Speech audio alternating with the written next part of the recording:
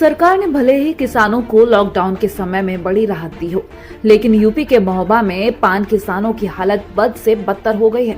पान बरेजे सूख कर मुरझा गए हैं, जिससे अब किसानों के सामने 2 जून की रोटी की समस्या खड़ी हो गई है। बुंदेलखंड का महोबा पान की खेती के लिए विख्यात है। यहाँ देशावरी, बंगला सहित कई प्रजातियों के पान की पैदावारी की जाती है और महोबा की शान के नाम से विख्यात देशावरी पान देश के कोने कोने में ही नहीं बल्कि विदेशों में भी अपनी पहचान बनाए हुए है। लेकिन वैश्विक महामारी कोरोना के चलते हुए लॉकडाउन की वजह से पान किसान अपने बरेजों में नहीं जा पा रहे हैं और पान मंडी भी बंद है, जिसका नतीजा ये हुआ है कि अब ये पान बरेजे मुरझा गए हैं, जिससे न सिर्फ पान मुरझाए हैं बल्कि इनकी खेती करने वाले पान किसानों की तकदीर भी मुरझा गई है और किसानों के सामने 2 जून की रोटी की समस्या खड़ी हो गई है। पान की खेती में सर बहुत दिक्कतें आ रही हैं, जैसे कि हमारा पान ये बरेजे में सड़ रहा है। ये देखिए आप, ये बरेजे में ये कच्चा बाना है और कच्चे बाने के साथ साथ जब मंडी नहीं लगी, पुलिस आती है मार के भगा देती है। प्रशासन का इतना डंडा है कि किसान मतलब अगर सोचता भी है कि हम 10-5 ढोली पकना अपना यार गला पान मंडी में ला के बेच दे तो पुलिस के चलते हुए ग्राहक भी नहीं आता है, ना कोई दुकानें खुल रही हैं, तो उसके चलते तो भुखमरी की कगार पे है किसान। लॉकडाउन की वजह से पान टूट नहीं रहे, टूटने की ना वजह से पान गल गल गिर रहे हैं नीचे और मंडियों में ले जाते हैं, कोई लेने वाला नहीं है पानों का।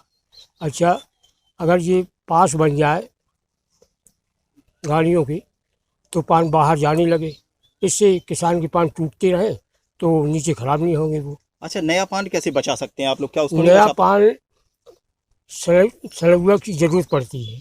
सलाई के लिए गाड़ी की परमिट बना दें ताकि किसान बाहर से सलैया ले सके और पोस्ट को बताया जा सके। लॉकडाउन के चलते पान किसानों को विशेष कोई समस्या नहीं हो रही है। माननीय मुख्य सचिव के शासनादेश के अनुसार कृषि क्रियाओं करने की इनको पर्याप्त छूट दी गई, तो खेती में इनको कोई समस्या नहीं है। और दूसरी समस्या एक इनकी है कि पान मंडी बंद है, पान मंडी नहीं खुल पा रही है, तो उसके लिए जिला प्रशासन से और मेरे द्वारा भी काफ़ी प्रयास किया गया है। 20 तारीख को हमारे जनपद में चूँकि अभी तक कोई कोरोना वायरस से प्रभावित पेशेंट नहीं मिला है, तो ये आशा की जा रही है 20 तारीख को छूट मिल जाएगी। और जैसा जिलाधिकारी महोदय से मेरी वार्ता हुई है, जो उन्होंने निर्देश दिए हैं, 20 तारीख को पान मंडी सशर्त सोशल डिस्टेंसिंग के नियमों के साथ में खोलने की परमिशन उनके द्वारा दे दी जाएगी, तो इनकी वो समस्या भी समाप्त हो। यूपी के फर्रुखाबाद में लॉकडाउन की धज्जियां कैसे उड़ाई जा रही हैं, इसका उदाहरण नेहरू रोड से सामने आया है। आपको बता दें कि लॉकडाउन में भी पीटर इंग्लैंड शोरूम खोल दिया गया है और खुलकर बिक्री भी करते हुए नजर आए, जबकि लॉकडाउन में मॉल, शोरूम सभी पर प्रतिबंध के आदेश हैं, जिसको देखते हुए नोडल अधिकारी की बड़ी लापरवाही सामने आई है। यूपी के बरेली में भुता के नवदिया गांव में आकाशीय बिजली गिरने से 3 लोगों की दर्दनाक मौत हो गई, जबकि 4 लोग गंभीर रूप से झुलस गए। हादसा उस वक्त हुआ जब सभी लोग खेत में गेहूं की कटाई कर रहे थे, तभी आकाशीय बिजली की चपेट में ये लोग आ गए। मरने वालों में पिता, पुत्र और भतीजा भी शामिल है। वहीं इस दौरान हुए घायलों का निजी अस्पताल में इलाज चल रहा है। इस घटना की जानकारी होते हुए एसडीएम फरीदपुर विशु राजा और सीओ अस्पताल पहुंचे, जहां उन्होंने घायलों का हालचाल जाना। बता दें, आकाशीय बिजली गिरने से 3 लोगों की मौत हुई है, जबकि 4 लोगों को केयर अस्पताल में इलाज के लिए भर्ती कराया गया है, जिनका इलाज अभी भी जारी है। सर, मैं दौलतपुर करना ग्राम पंचायत नवदिया निवासी हैं। हमारा भतीजा और मेरे भाई और एक भतीजा, इन सब लोगों की आकाशीय बिजली गिरने से मृत्यु हो गई। और इसके क्या कर रहे थे सर? ये खेतों में दरअसल थ्रेसर चल रहा था, तो उसमें गेहूं निकालने के लिए आए हुए थे। यहाँ पे मेडिसिटी हॉस्पिटल में गांव गिरधरपुर नवदिया पड़ता है, थाना भुता, तहसील फरीदपुर में। वहाँ के 3 लोग लाए गए हैं। Sumit Singh son of Ram Avtar Singh son of जिलेदार Singh और एक ब्रिजेश सिंह, इन तीनों की डेथ हो गई है। इसके अलावा 3 लोगों को केयर हॉस्पिटल में भेजा गया है और एक व्यक्ति है वो जो ठीक स्थिति में था, उसको प्राथमिक उपचार देकर घर वापस कर दिया गया। यूपी में रामपुर जिलाधिकारी आंजनेय कुमार सिंह ने शहर के ज्वाला नगर, मिस्टनगंज, राधा रोड, हाथीखाना, किला गेट, शाहबाद गेट सहित कई क्षेत्रों का स्थलीय निरीक्षण कर लॉकडाउन के दौरान विभिन्न व्यवस्थाओं का जायजा लिया। इस दौरान प्रमुख मार्गों पर जाने वाले राहगीरों से घर से निकलने के कारणों के बारे में भी पूछताछ की गई। वहीं बिना अनुमति के चलने वाले वाहनों पर भी जिलाधिकारी ने चालान करवाने के निर्देश दिए हैं। रामपुर जनपद में लॉकडाउन को लेके कोई ढील नहीं है, न ही 3 मई तक हम कोई ढील देंगे। और उसकी वजह यह है कि यहाँ पे पॉजिटिव केसेस हैं। अभी कुल मिला के टोटल 15 पॉजिटिव आए हैं जनपद में, जिनमें से 4 की रिपोर्ट नेगेटिव आई है। उसके बावजूद उनका रिपीट सैंपल हम करा रहे हैं और जब तक रिपीट सैंपल जैसे प्रोटोकॉल है, प्रोटोकॉल के हिसाब से जब तक उनको पूरी तरह हम क्लियर नहीं कर देते तब तक हम उनको अभी साथ ही रख रहे हैं। तो 15 टोटल केसेस हैं। इसकी वजह से हम यहाँ पे कोई छूट नहीं दे रहे हैं, न ही कोई अतिरिक्त जैसा भी है खुलेगा। सिर्फ हमने 6-7 फैक्ट्रीज़ को अभी अलाउ किया, उसके अलावा भी कुछ और फैक्ट्रियाँ हैं पेंडिंग, उनको भी अलाउ करेंगे। और उनके लिए जो कायदा बनाया है वो बहुत सख्त है। कहीं पे भी क्राउडिंग नहीं होने दी जाएगी और प्रॉपर एहतियात बरता जाएगा। पंजाब के अमृतसर के वार्ड नंबर 74 में काउंसलर दविंदर पहलवान की अध्यक्षता में सफाई सेवकों को सम्मानित किया गया। इस मौके पर उन्होंने बताया कि देश के प्रधानमंत्री नरेंद्र मोदी ने सफाई अभियान शुरू किया था, जो बिल्कुल सही था, क्योंकि कोई भी बीमारी हो वो गंदगी से ज्यादा फैलती है और इसकी चपेट में बच्चे बूढ़े सभी आ जाते हैं। चूंकि इस समय पूरे देश में कोरोना वायरस जैसी भयानक बीमारी फैली हुई है, ऐसे में सफाई कर्मचारी ही हैं जिनकी जितनी ज्यादा हौसला अफजाई की जाए वो कम है। इसी के चलते वार्ड की ओर से इन सफाई कर्मचारियों को सम्मानित किया गया और इन लोगों को राशन भी दिया गया। वहीं इस दौरान काउंसलर दविंदर पहलवान ने कहा कि अपने अपने घर में ही रहें, जिसके चलते इस भयानक बीमारी से बचा जा सके। सो अज जितना ही सारे पासे वेखण डे हैं कि सफाई का ध्यान बहुत ज़्यादा रखा जा रहा वा, तो माननीय साडे प्रधानमंत्री नरेंद्र भाई मोदी जी उन्होंने भी शुरू तो यो ही ज़्यादा अभियान रहा वा भी आप सफाई के उत्ते ज़्यादा ध्यान दईए, क्योंकि अज तो करोना की मार चल रही है। इस तो पहला भी साडा यो टारगेट रहा वा भी सफाई वध तो वध होवे ताकि होर कोई भी बीमारी किसी बच्चे नूं किसी बजुर्ग नूं, क्योंकि ये बीमारियां इहो जिहियां वा जिन्हां दी इम्यूनिटी घट हुंदी आ उन्हां नूं छेती फड़दियां वा।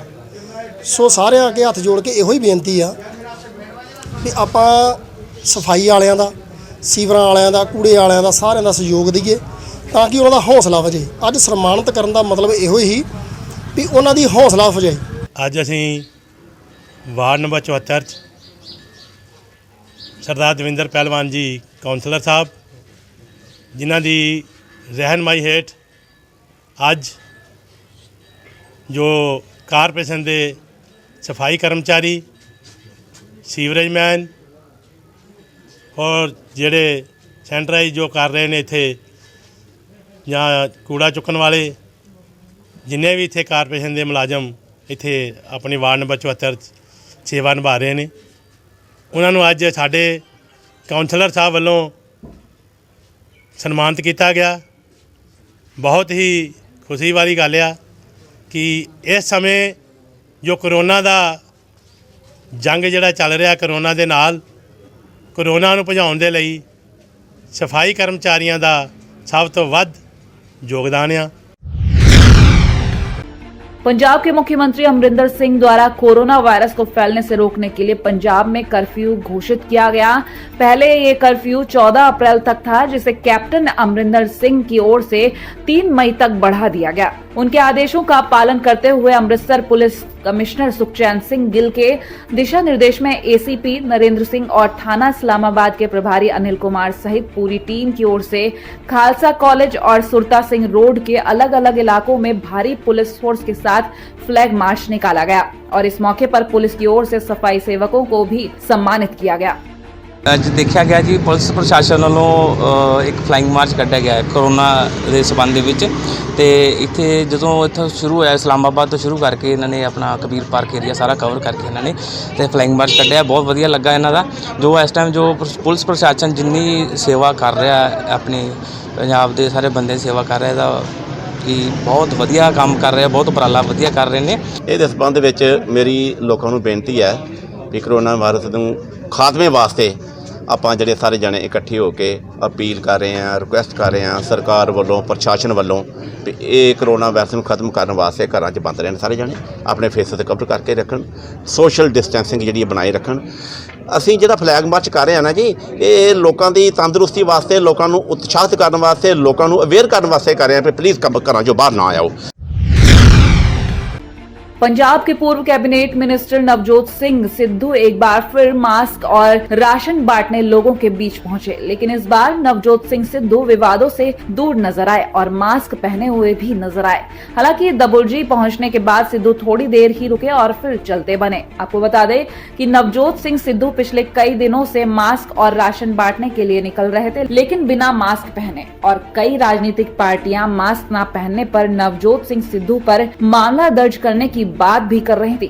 और इस बार तो नवजोत सिंह सिद्धू ने सारे विवादों को विराम लगाते हुए मास्क पहन ही लिया। इस मौके पर पार्षद का कहना है कि नवजोत सिंह सिद्धू राशन और मास्क देकर गए हैं जो वो आम लोगों में बांटेंगे।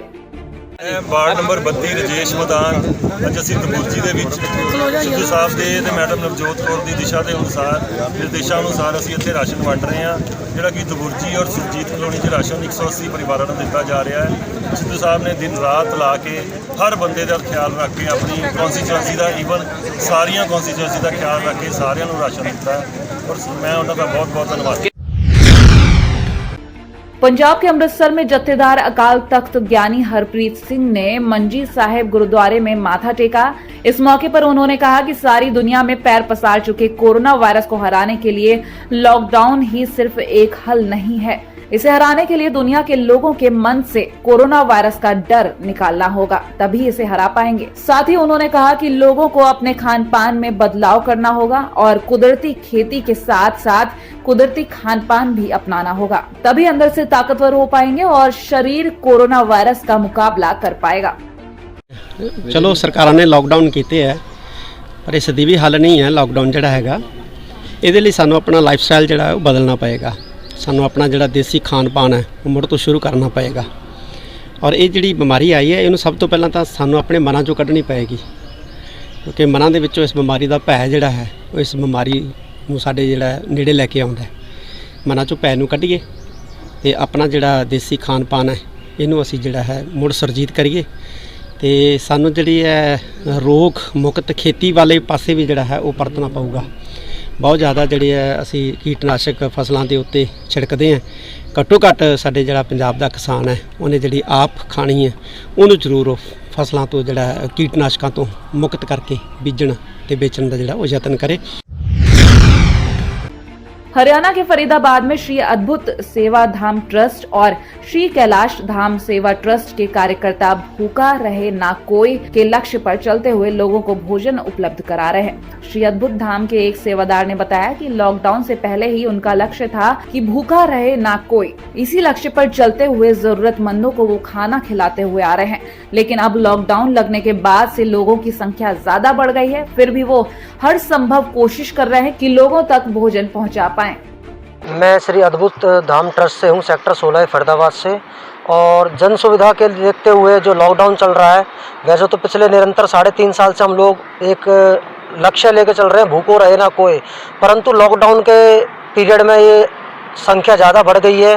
पहले हम लोग 90 से 100 आदमियों को खिलाते थे, अब वही 220-240 जो है व्यक्ति हो जाते हैं डेली के, जिनको भोजन प्राप्त होता है। हरियाणा के फरीदाबाद में जिला उपायुक्त यशपाल यादव के कहे अनुसार अभी कोई भी रजिस्ट्री नहीं होगी।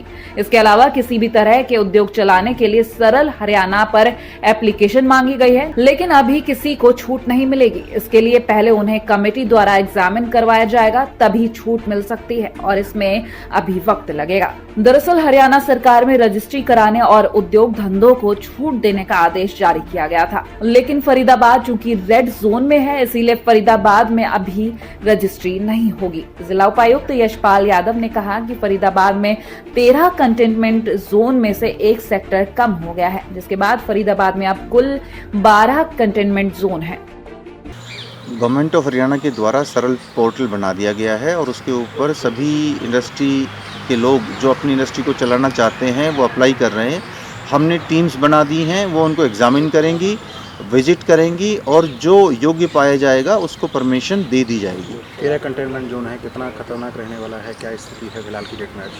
हमारे पास में कुल 42 लोग अभी तक संक्रमण के शिकार पाए गए हैं, जिसमें से 20 लोग ठीक हो चुके हैं, 22 आज के दिन भी एक्टिव हैं।